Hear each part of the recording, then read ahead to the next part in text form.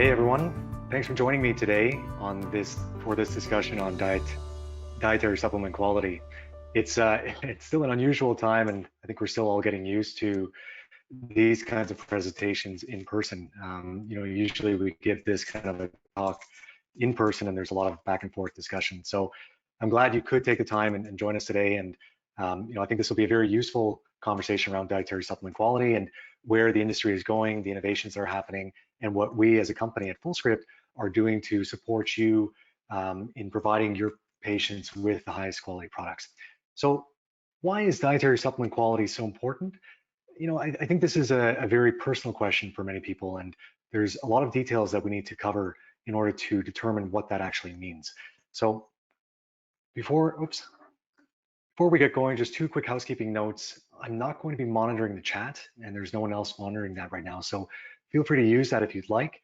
But unfortunately, no one on this side will be watching that. But we will have time for some questions at the end, and I can answer some questions at that time. So feel free to leave those in the question box, not in the chat box.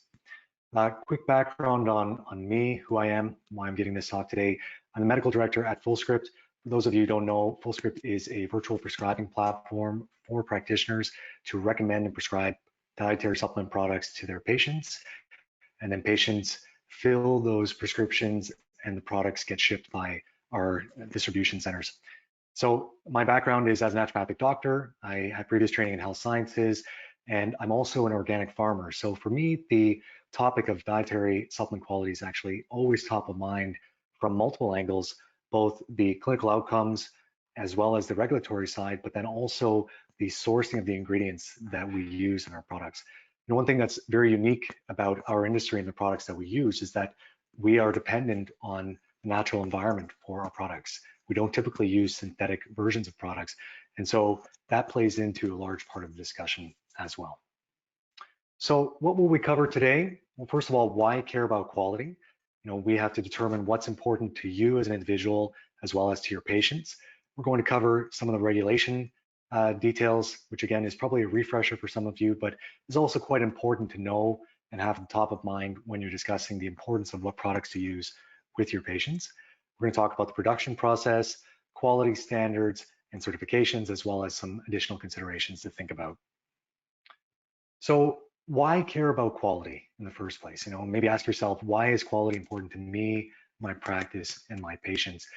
Now, this is again a very individualized topic, and there's a reason why we have chosen not to just apply broad level tags to products as being higher quality than others. And this is a question that we actually get asked often by both practitioners, large institutions, and otherwise who are maybe not as familiar with dietary supplements. Okay, where do I start? What products are the best? Tell me which are the best products and why I should use those over others. In reality, there really isn't a way of defining the best, because if you look at it from an environmental perspective, well, then that's one angle. If you look at it from an outcomes perspective, well, then you have to look at the research and the specific ingredients. If you look at the purity perspective, you have to look at the sourcing and the way the product is manufactured. If you look at it from a cost perspective, perhaps, well, then you have to maybe consider an ingredient that is manufactured in the same way, but a product that's manufactured in the same way that's not necessarily as expensive compared to a product that's more expensive, but literally the exact same thing. There's a number of factors that you have to consider when considering quality. And really our goal at Fullscript is to provide you with an experience that you can find exactly what you're looking for based on your individual definition of quality, as well as for your patients. So again, just expanding off of that, 6 key areas to consider when you're defining quality. So first of all, are the products compliant with current good manufacturing practices? That's required by law in the US, that a supplement manufacturer has CGMP certification. And if they're not, or I shouldn't say just certification, but compliance.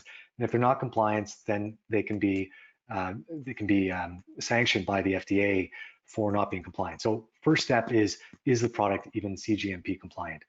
Next is accuracy. Are the ingredients on the product accurate, or are there discrepancies in terms of what the actual product is, or what additional ingredients are in there that shouldn't be?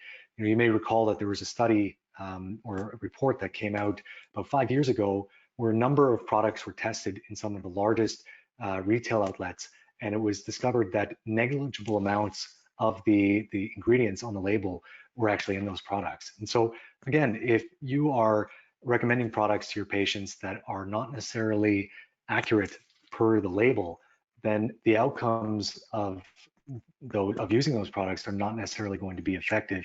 And as a result, your patients are not going to have the outcomes that they're looking for as well. So accuracy is absolutely critical, and having trust in that accuracy is equally as critical.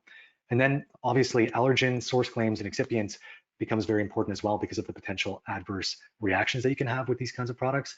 You know, oftentimes people think that dietary supplements are benign, and I think most of you listening in would agree with me that in many cases they're certainly not.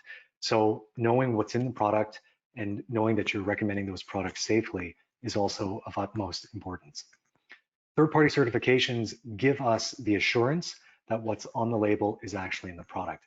And what third-party certifications do or confirm for us is that a third party has tested either the ingredients or the production process of that product. And so now you have an independent body that's confirming for us that the products are produced in the way that the manufacturer has stated. Relevant scientific evidence, I think that speaks for itself. Obviously, if you see a report that curcumin is good for inflammatory conditions, and then you buy or you recommend a product that has curcumin in it, first of all, you have to know what dosage or what form of curcumin was in that study to effect the change of the inflammatory markers. So having your products backed by relevant science is very important. Again, going back to that outcomes discussion. And if you are not using a product appropriately, or if the product has what we call a fairy dusting of the relevant ingredient, then again, you're not going to have those relevant outcomes. And finally, transparency at every step in the supply chain. You know, this again is important and increasingly important in an age where people have access to information and are demanding more transparency in all forms of our supply chains.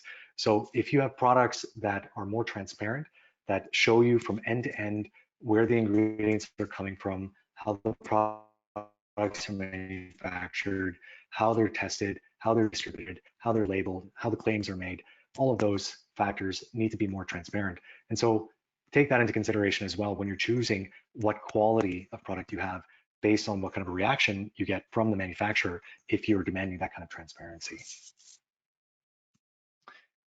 Okay, so let's touch a little bit on regulations. Again, I assume this will be mostly a refresher, but it's still important to understand the classification of dietary supplements relative to other products that we work with in the industry.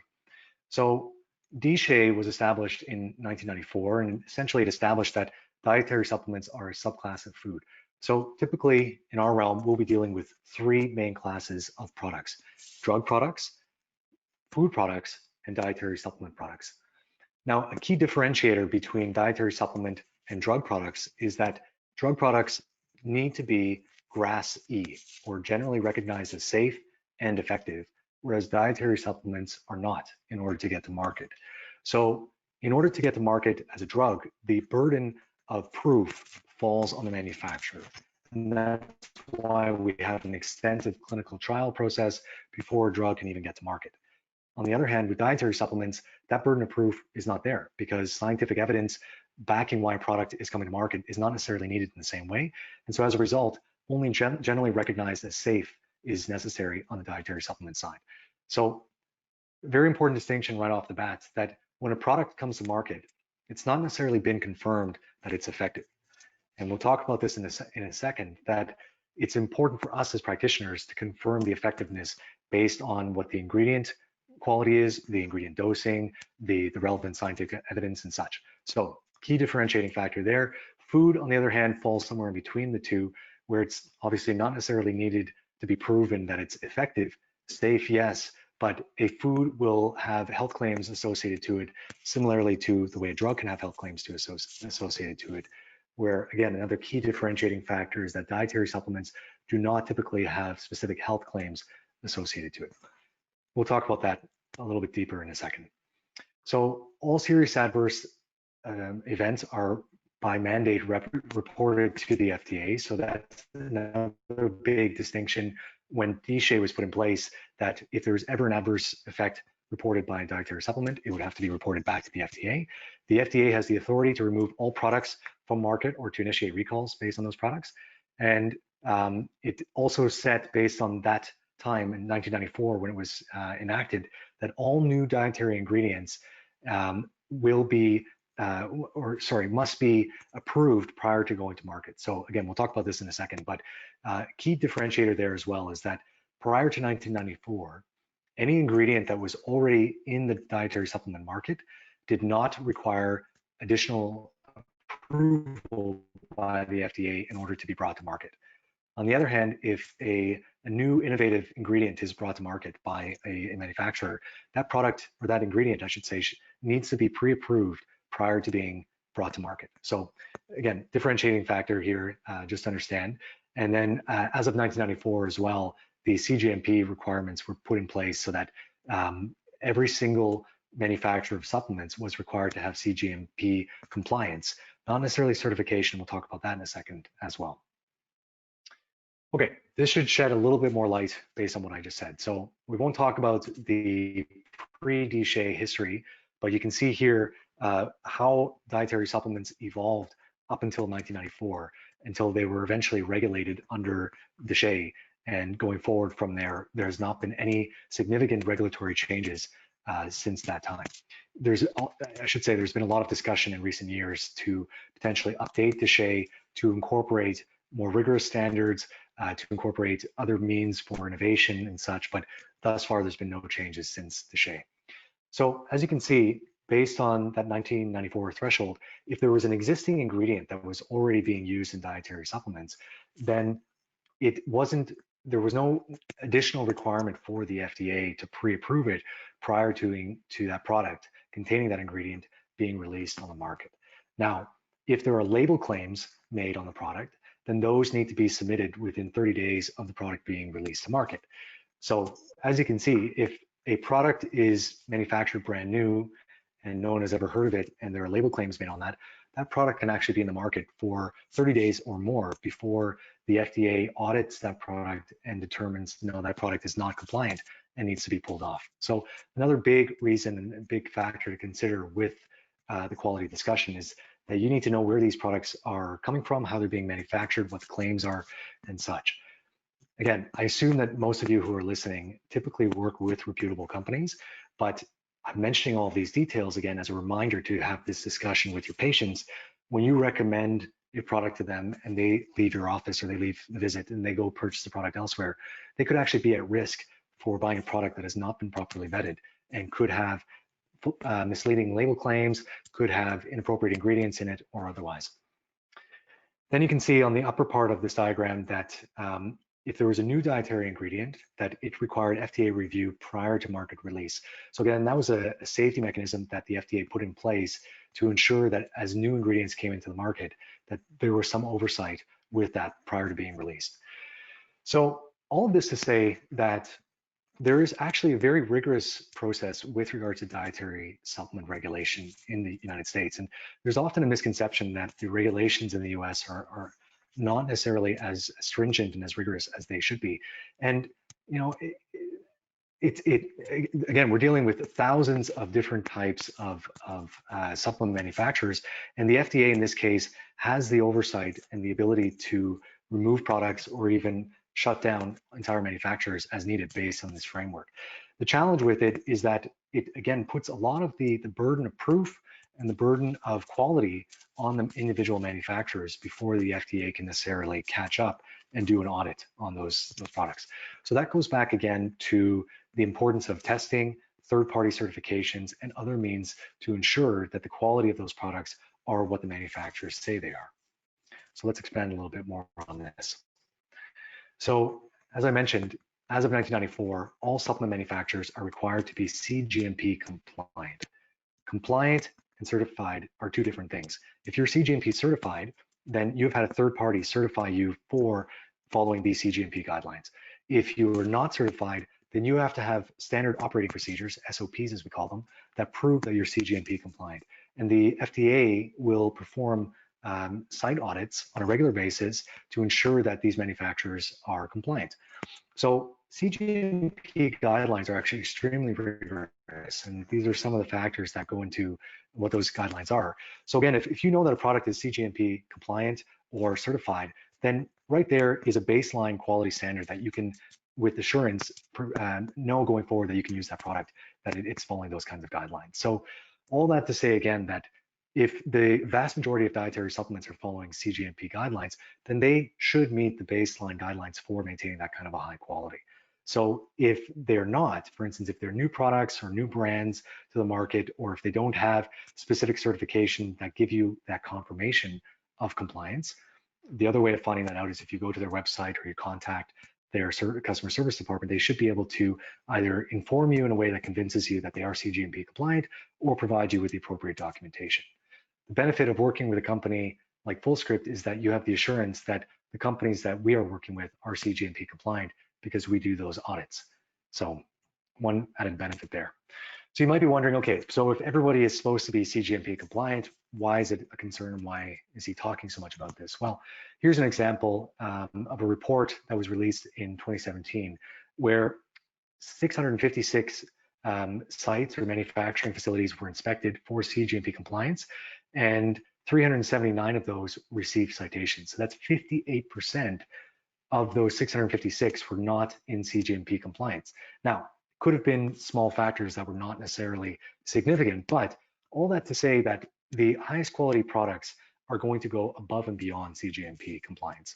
And if there's this many products that are not even meeting the baseline requirements, then that yet again is a concern that you should be discussing with your patients if they're not purchasing products that are directly from you or from products or from brands, I should say, that you recommend specifically.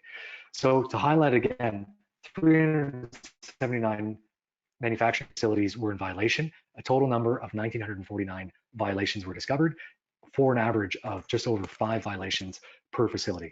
So I mentioned here as well, Form 483 is issued to firms at the conclusion of an inspection when an investigator has observed any condition that in their judgment may constitute violations of the FD&C Act and related acts. So essentially, if Form 83 is delivered, then there is some non-compliance to the CGMP compliance in this case.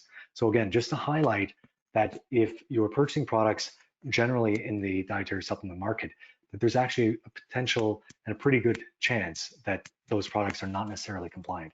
So all the more reason to look for products that are either third-party certified, specifically GMP certified or otherwise, or to understand if there's compliance in place. Okay, let's talk a little bit about the production process. So these are some of the key factors that we need to think about with regards to quality specifically, and some of the ways that you can start to break down to drill into what are the quality details that are most important to you. So here's another diagram that lays out the entire picture with regards to dietary supplement manufacturing. So as you can see, there's a lot of factors that go into producing these products. And again, based on what I said at the beginning, because these products are typically naturally derived from natural sources, there's a whole bunch of steps behind the even manufacture of the product that we have to be considering as well. So you can see here the farming practices, which include soil or the feed that's provided to animals, the quality in which the environment is, in which the animals or the plants are grown, you know, even the social impact of that production. And I'll share a quote with you later that really frames that nicely. So the farming or the production of those products needs to be taken in consideration, how they're harvested.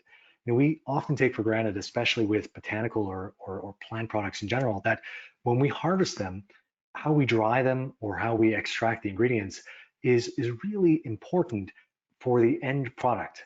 Because if you're making a claim around let's say a scientific study that says that, you know, this level of ashwagandha is beneficial for stress management or for anxiety management, then you need to have assurances that the specific compounds in ashwagandha that are having the effect in that research study are actually in that product. You can't have just a generic sampling of ashwagandha that's not necessarily farmed or harvested properly. And the harvesting has a big component or a big factor in understanding what the components are that are beneficial at the end of the process. Then obviously the processing, which comes after the harvesting, and the final ingredient. And then you have lab testing at this process as well, which is there at the bottom. You'll see that lab testing happens at a number of stages throughout the process. Then, which we'll talk about a little bit more, you have a certificate of analysis of those raw materials, and you have a certificate of analysis of the finished products. Now, it's again on the manufacturer to determine what the certificate of analysis are in terms of where they mandate having those in the process, and to ensure that those are again part of the transparency in the entire process of the manufacturing of the product. So the ingredient manufacturers, let's say the producers or the main sourcers of those ingredients, will often have the raw material CFAs. And then the producers of the final product, the manufacturers of the dietary supplement, will also have a CFA. And those are, again, the kinds of pieces that we should be able to have access to if you're working in a transparent type of ecosystem. Again, for reference, we at Fullscript, we demand CFAs from our distributors on a regular basis, and not all of them can always produce exact batch-based, ingredient-based CFAs, but for the most part, they're going to produce us exact batch-based product CFAs for the batches of products that they produced. That may not have been exactly clear. The difference there is it's a little bit more challenging to get CFAs for specific ingredients versus getting CFAs for specific product batches, so that we understand how that product was manufactured and to be able to have a line of documentation going back to the manufacturer of those products. From there, you have trials, and the trials are often based on a specific product or a specific ingredient, and then the trials plug into the actual manufacturer of the final product. You have the marketing claims, which plug into that as well, and that's a whole nother discussion that we can go into, but marketing claims are, again, at the discretion of the manufacturer at the end of the day. There are guidelines that need to be followed based on the FDA and the FTC in terms of what can and can't be said. I mentioned this earlier, but health claims cannot typically be used for dietary supplements. Typically, we use what's called structure function claims. So different in terms of how the actual outcome is. An example of structure function versus a health claim would be something like, this product treats diabetes versus this product is used to lower blood sugar.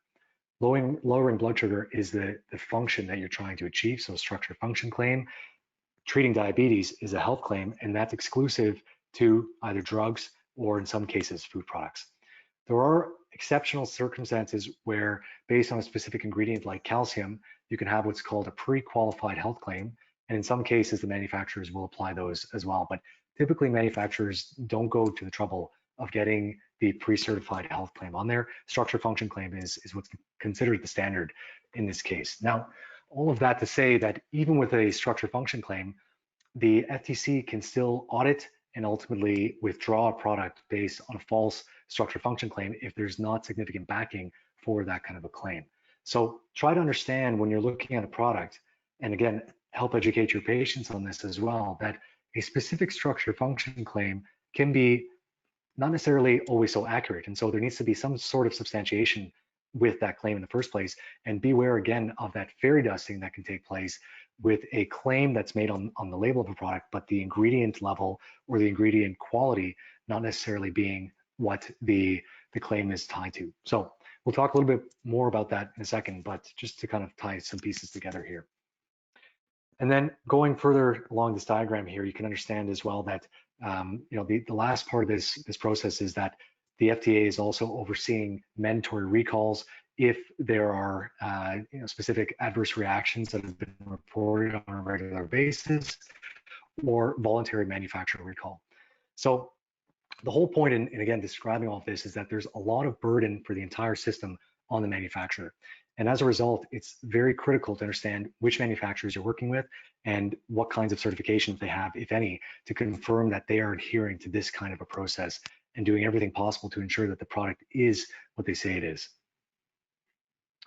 Okay, let's quickly go through some of those main pieces that we talked about here. So ingredient sourcing, I think we've talked quite a bit about this already. Obviously the location, the origin, or the environmental conditions in terms of where those ingredients are produced is critical, both to the nature of the ingredient, the phytochemicals that are in the plant, for instance, or the quality of the animal product based on how the animal was raised, the removal or the extraction of those ingredients and the form of the ingredients ultimately that's used in the product, the analysis and certification of those ingredients, and then all the other operational considerations that are taken into consideration from the original growing of those ingredients to the ultimate use of those ingredients in the manufacture of the product. You have the overall manufacturing, and again, these are all the factors. I won't necessarily read through all of these, but you can see for yourself that, again, there's a whole bunch of different factors that can affect the quality of the product and things that we need to be very cognizant of because of the nature of dietary supplements being naturally derived and how there's such a wide variety of quality at the end of the actual manufactured product.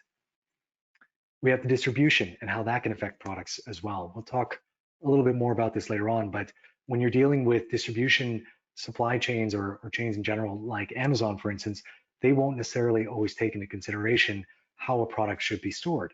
So two good examples of that are heat-sensitive products like probiotics or light-sensitive products like volatile oils that need to be stored in either dark or cool places.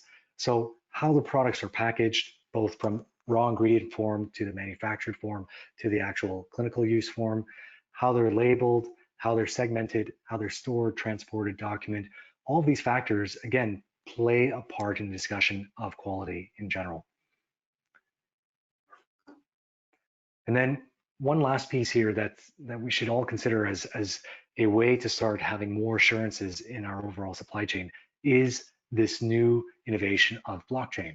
So I'm sure many of you have heard of blockchain when it comes to currency, but blockchain is now being used in the manufacturing of products so that we as clinicians or as consumers or even as distributors can do checks that go back to the original source and be able to check all along the way how a product is being manufactured. So it decentralizes the supply chain as each block involves time-stamping transactions. So going back to what we were just saying about certificates of analysis, if you have C of A's along the entire process, but you don't have a way of accessing that, that's not particularly useful.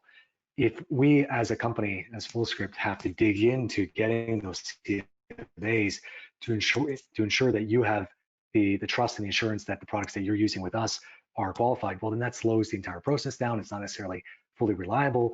And what blockchain does for us is that it ensures that we have transparency throughout the entire process. Again, when you're using products that are naturally derived from a farm or from a manufacturer or grower or an animal raiser or whatever, it becomes ever more important to understand where these ingredients travel to and how they were used and how they were processed and how they were grown. And blockchain will allow us to have that kind of transparency. So all of that to say that blockchain is not ubiquitous yet in this industry, but in likely 5 to 10 years or so, we will start seeing this more commonly. I bring this up again here in this diagram where we can see that there's all these factors, and along the way, you have QR codes that are scanned to ensure that that information is created as a certificate in the blockchain network. And then ultimately at the end of it, when the consumer or the clinician scans the QR code, they will have access to that certificate and everything previous to that going through the entire chain. The beauty with blockchain, or the theory of it, I should say, is that it is unalterable. So in other words, once a record has been made, a product has been harvested, that product is put into a bag, it's scanned, that is now permanent on that blockchain network, and that can't be changed. So we as the consumers or as clinicians can go back to that original source and understand how is the soil when that plant was grown, what was the environmental condition, how was that plant extracted, harvested, how is the ultimate ingredient extracted, what is the quality of the plant ingredient, all of those details can be very clearly shown in a blockchain network. So here's a great example of one of our brands that we work with that actually is using this right now. So Gaia Herbs has created their own kind of blockchain system where when you're using one of their products, you can scan the QR code or enter that code, which you see here in the bottom left corner, into their Herb ID program on their site, and it will create, or it will yield a report for you on when that product was manufactured and all the testing that's been done for that product. Everything that you need to know to give you assurance and your patient assurance that that product was manufactured in a way that was responsible and that it's completely transparent in its process. This is an ideal in many ways from our perspective because it creates this simplicity for us as clinicians to be able to say, I only use products that I know are sourced properly, and I can tell you exactly where they came from. You're probably asking yourself right now, okay, from all the products that I use, I don't necessarily know where those ingredients come from. So again, I have to trust the manufacturer to source those ingredients responsibly and to put together a product that makes sense and that their label claims are accurate and all of that. When you have a system like this that Guy Herbst has come up with, you are given that kind of transparency inherently because of being able to search for those products. And you can also, again, pass it on to your patients in a way that they now have that assurance as well. Will all people use this? Probably not, but knowing that it exists, again, it creates that transparency that we need at the end of the day. Okay, let's talk a little bit about standards specifically and certifications that go along with them. So allergens and source claims. Now here we start getting into the importance of safety with regards to dietary supplements. And when we're using pharmaceuticals, we don't necessarily have the same issue in this regard because pharmaceuticals are pre-vetted before they come to market. On the other hand, and based on the example that I gave you earlier with the products that were audited in the large retail chains where the ingredients were not necessarily the exact sources, same can happen with additional ingredients or excipients or others that are not necessarily the main medicinal ingredients that are included in the products that we need to know about. And so here you have a list of common ingredients that are added to products for stability or for ease of consumption or otherwise. Filling the capsule is also very common. That may have some sort of an allergic reaction or cause some sort of an allergic reaction or otherwise. And it's very important to know that the products that you're using do not contain these ingredients if that's important. So very important to have assurance via third-party certification or from the manufacturer directly that these ingredients are not in there. You'll often see those kinds of details on the label of the product, but again, third-party certifications give you more assurances because of that. Similarly, excipients. So excipients are used to, again, make products more easily consumed, to fill products out, to make products look a certain way or otherwise. And these products are, or these ingredients are not necessarily agreeable to all people. Castor oil is a good example. Lactose is a good example. In many ways they may be considered benign, but in other ways they may be considered aggravating and such. And so as a result, we need to know what's exactly in those products and to have reassurances that those products are labeled appropriately and that we know what's in those products specifically. So again, third-party certifications give us the clarity on this and help us to understand exactly what's in the products so that we have those assurances when we're recommending those products to patients. Testing, very important to know exactly, again, what's in those products. I'm starting to sound like a bit of a broken record, but if we have testing and confirmation of testing, a good example again was the Guy Herbst that I just showed you, then you have assurance to know exactly what's in that product. If there's no testing that can be found, or if there's no third-party certification, which inherently implies that there was testing done, then you don't know exactly what's in those products. So look for testing, confirm if there's any testing that's been done. And the kinds of testing that are now done are becoming ever more innovative. There are on-site testing facilities for some of the manufacturers that they can confirm through their own independent labs or through, again, third-party certification companies that have their labs to confirm exactly what the ingredients are based on the claims that are made for the medicinal ingredients or for the allergens or for the excipients that are in the products otherwise. I've harped a lot on third-party certifications. These are some examples of third-party certifications that you can look for. And again, just to highlight the importance of one certification may not necessarily be important to someone else. So USDA or USDA organic can be very important to some or may not matter that much to others. Certified gluten-free might be very important to some or maybe not necessarily to others. So you have to know what you're looking for. And we now are, I should say at the end of this presentation, we're also going to be sharing with you a white paper that will include some of the details regarding the most common third-party certifications. And again, these are the certifications that help guide you in determining what is the most important aspects of quality that you need for your products. And then what we do as Fullscript is help you to find those products based on certifications that those products have. Okay, so we've talked a bit about certificates of analysis, and this just again confirms what those certificates of analysis are. They confirm the raw materials and the finished products, the identity, the strength, the purity, and the quality of the raw materials used.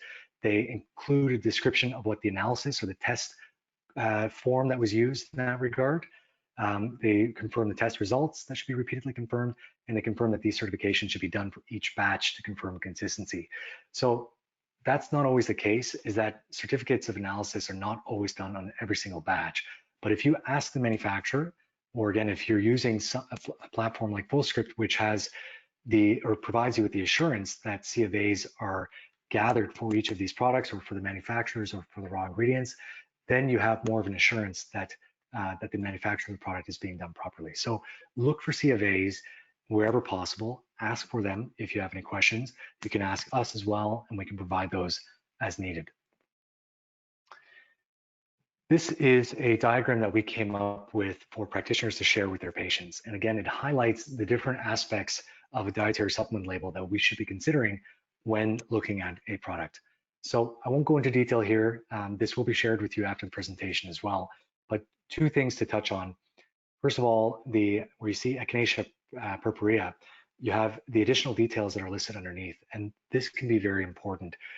When you have a confirmation of what the ingredient has been standardized to, then you know with more assurance that that product is actually what it says it is.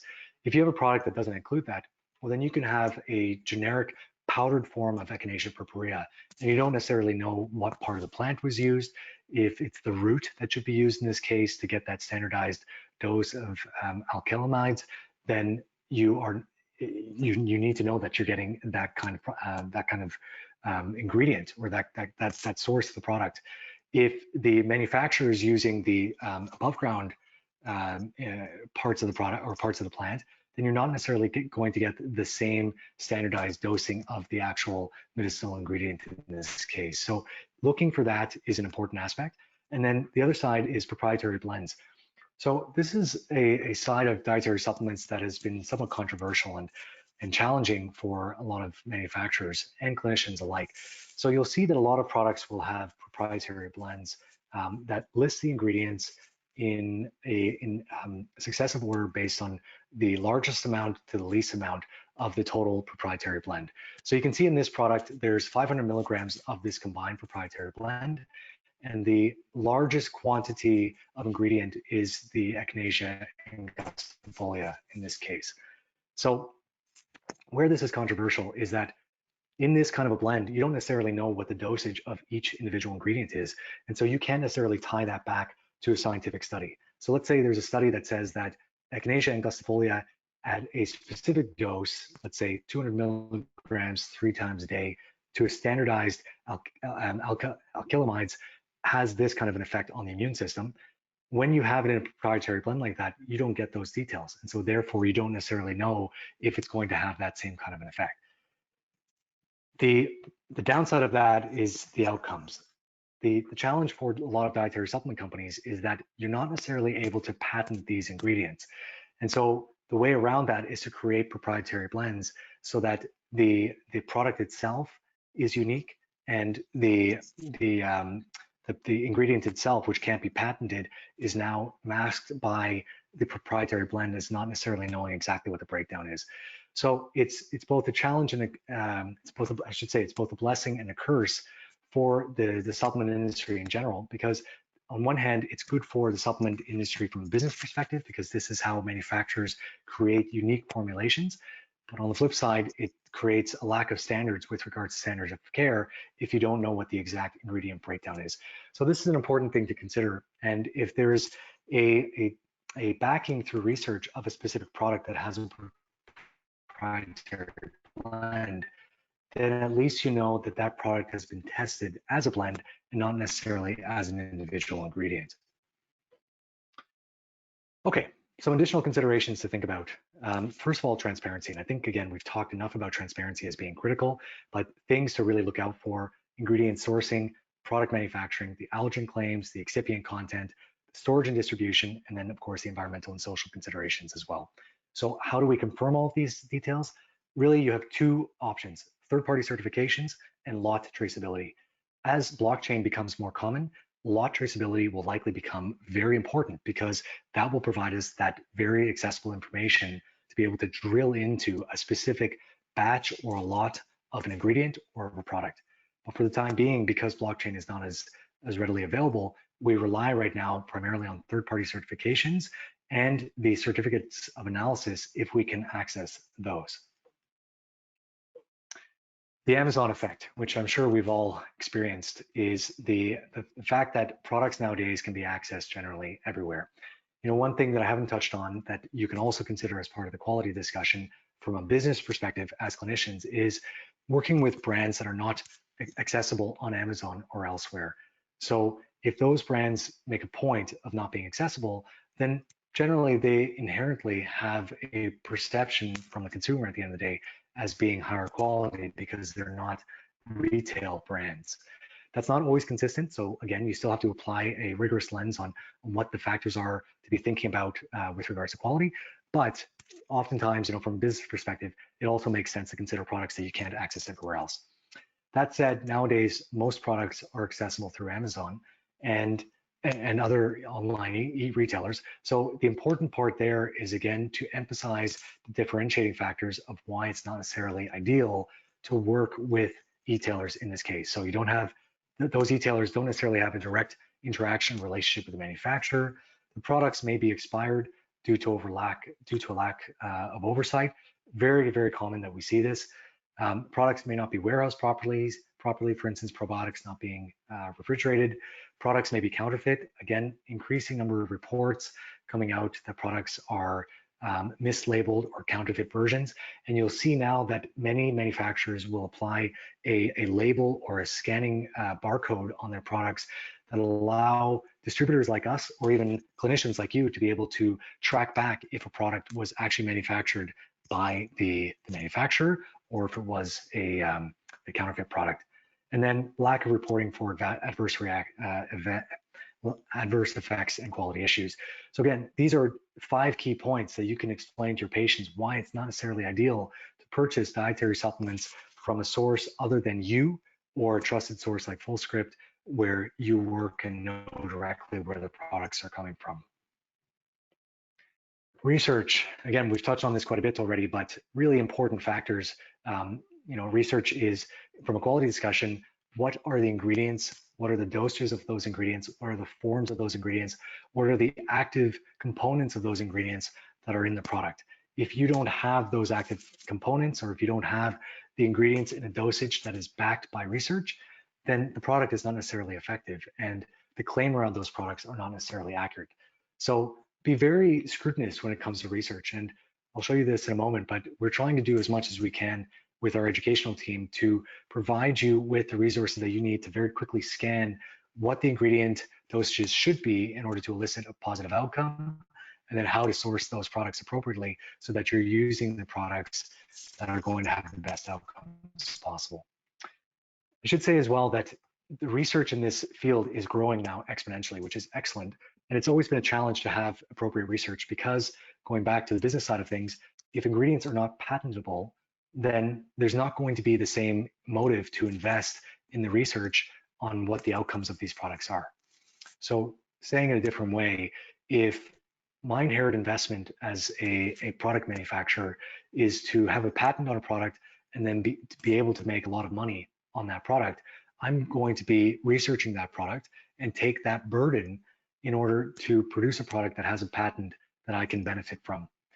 On the dietary supplement side, there's seldom these kinds of patents, and so there's less likelihood or less incentive in order to research individual ingredients or product combinations necessarily in order to confirm that this product has the same kind of effectiveness. So this has always been a challenge when comparing drugs to dietary supplements. Luckily, there is an increasing body of evidence, and what we're trying to do with our educational content is synthesize that evidence into one easy to use resource so that you can find exactly what you need to know with regards to specific forms, dosages, and otherwise when using your products. So just something to think about when it comes to creating a standard of care in integrative medicine, which now collectively we are starting to do. Okay, just a quick checklist of the quality aspect that we look for in products that we onboard into our catalog. So again, I won't go through this in depth, but you can see that there's a number of details that we require when onboarding products. I will say, just to be completely clear, number one requirement to being onboarded with Fullscript in the United States is that you're CGMP compliant. We confirm that either with certification or with standard operating procedures that we audit ourselves. We are now also onboarding brands through rigorous NSF-based certification or qualification that requires that brands be at a standard that is matching NSF quality standards. So if they don't match those, then we will still onboard them so long as they're GMP compliant. But our goal is to get all of our brands up to an NSF level standard, which is at a higher standard than the CGMP standard in itself. So aside from that, we ensure that there are certificates of analysis in place and that we have the ability to audit these products on a regular basis, which we do. Our facilities are also NSF certified, or one is in the process of being NSF certified, which it will be later this year. So you again can have assurance that NSF is looking over our shoulders to ensure that we're certified to their standards, so that your distribution facilities are at a high standard for the trust that you need to instill with your patients. So these are the kinds of, again, details and questions that you should be asking yourself when dealing with a manufacturer. What are the standards with which their distribution channel is held to? And when recommending products to patients, getting them to be sure about what products, or sorry, what distribution standards are being held to for those products as well. At the end of the day, there's really these 5 key factors that we should be thinking as clinicians. There should be audits in place for all products. There should be CGMPs in place for all products. There should be research in place for all ingredients. There ideally should be testing in place for all ingredients, and there should be third-party certifications that confirm these details for all ingredients and all products at the end of the day. So if you forget about everything else that I said today, just think about these 5 key aspects and how you can drill into that when considering key products that you want to work with in your practice. Okay, let's talk about connecting the dots and how Fullscript helps to connect those dots for you. So our educational team and our educational resources now help to allow you to drill down to these details much more quickly. So we have a protocol library that gives you structure function-based protocols based on available evidence. So taking, for example, an aging and longevity support protocol, very relevant to your kind of practice. What we've done is we've assimilated some of the most common ingredients that have proven effect on aging and longevity, and compiled the evidence so that you can use that to confirm your own treatment plans. So if you go to our protocol library, fullscript.com/protocols, you can drill into those. We've deliberately created protocols that are not product-based, because at the end of the day, the product decisions still come down to you or your patient's preferences. The whole point of this is to create evidence-based, ingredient-based guidelines that you can use to develop your treatment plan. From there, we've created an ingredient library, which is still being built out, but this goes into depth for each individual ingredient with regards to the research that's applicable for those ingredients and what kinds of conditions or structure function situations that they can be used for.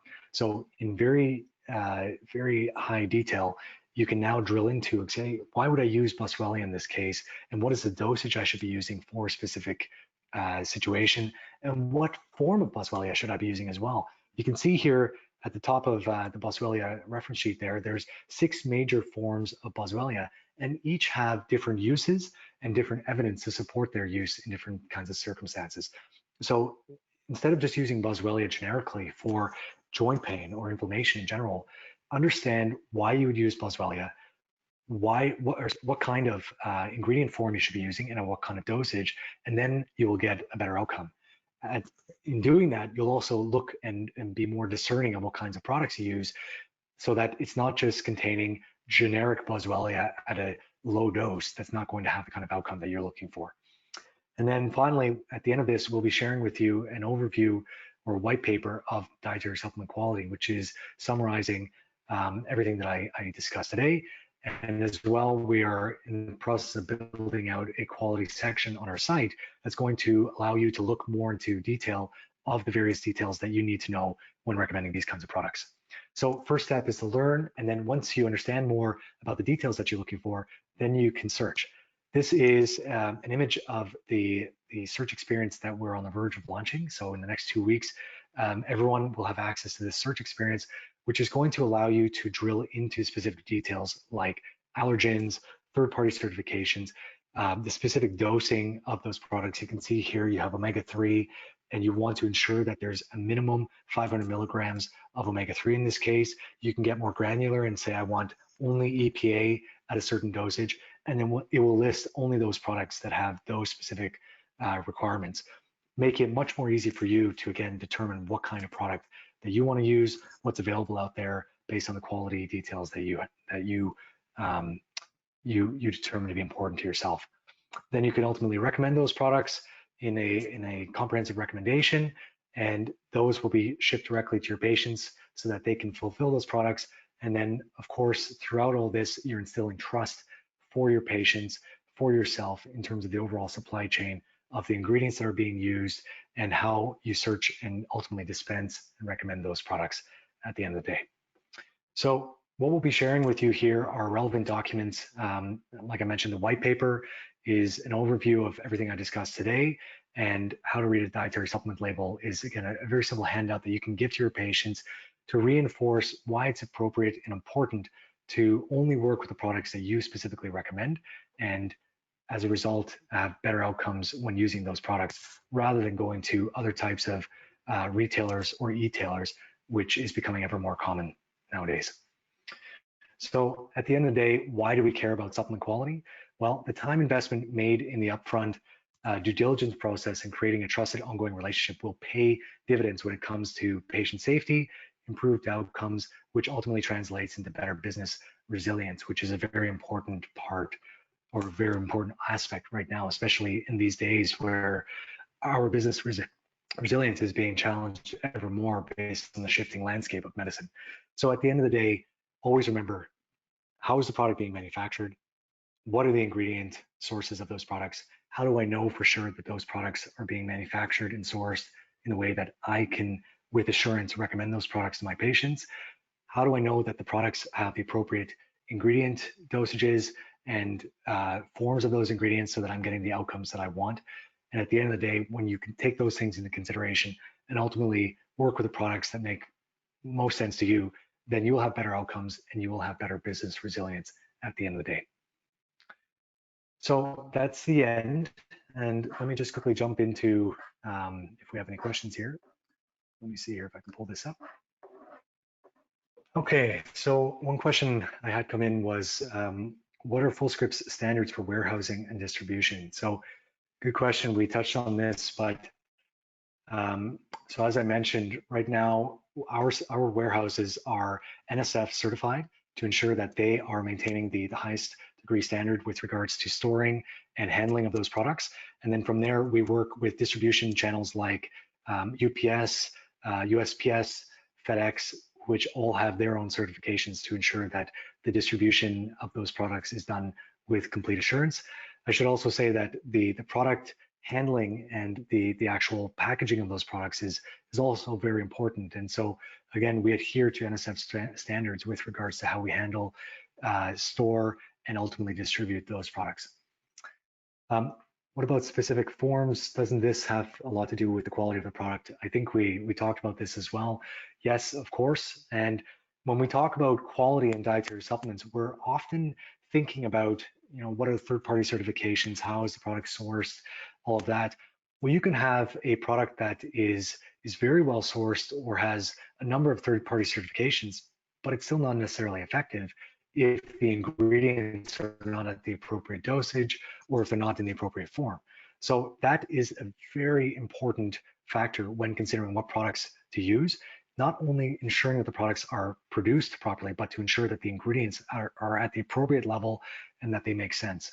So going back again to the proprietary blend discussion, like I said, this is a bit of a controversial subject because when you have a proprietary blend, you don't necessarily know the exact dosages of those ingredients.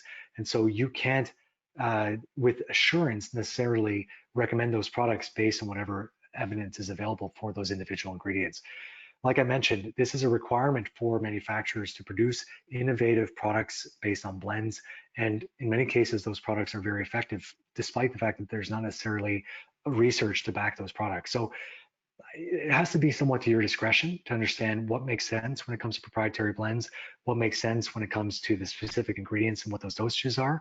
But my recommendation is to always look to the available evidence to ensure that you're using the ingredients appropriately in the dosages and in the forms that the evidence can back. And then you can also use that to provide the reassurance to your patients that the evidence says such.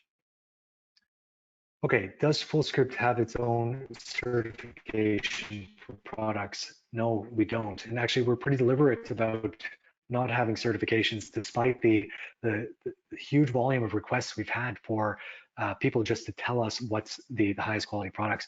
And really, we stick to the story that it's not on us to define what high quality is. It's on you to define what high quality means to you as your practice.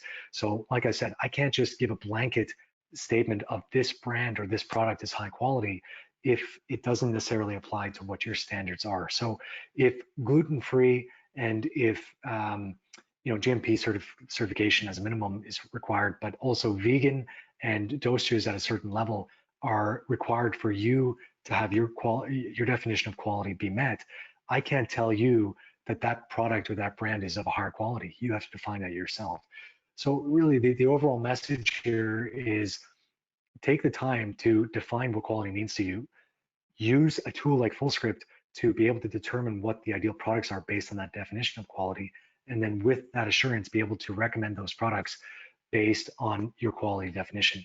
I'd also recommend something that I do in my practice and with a lot of practitioners that I work with, that I'm very transparent about what my quality standards are. So I tell my patients, I ensure that all of my products are gluten-free, dairy-free, that they're ethically sourced, that they're manufactured in a certain way and that they have higher standards than just GMP, that they're either NSF or USP certified. I tell my patients this transparently so that they know with assurance that I'm using products that are of higher quality and that they're going to have better outcomes as a result. One other thing I should mention, and this is again a personal preference and doesn't always necessarily apply across the board, but something to take into consideration is working with brands that work in a specific area of product manufacturers. So you have, let's say, a brand that is primarily focused on digestive health or on probiotic/prebiotic products. Those brands are typically going to be far more invested in sourcing specific ingredient forms or specific ingredient sources to ensure that their products are of the highest quality because they are specifically focused on that particular niche. So, good examples of that again are dietary health products like probiotics or prebiotics, digestive enzyme types of products, specific herbal products. Gaia Herbs was a great example. So if you're using botanicals in your practice, it might make sense for you to work with a botanical focused company like Gaia Herbs or Herb Farm or similar that are very focused on the quality of those botanicals. Other companies that don't necessarily focus on botanicals exclusively may be working with more generic manufacturers of those botanicals. And so you don't necessarily have the same degree of transparency of the source of those ingredients and being able to go back to the raw manufacturer of those ingredients.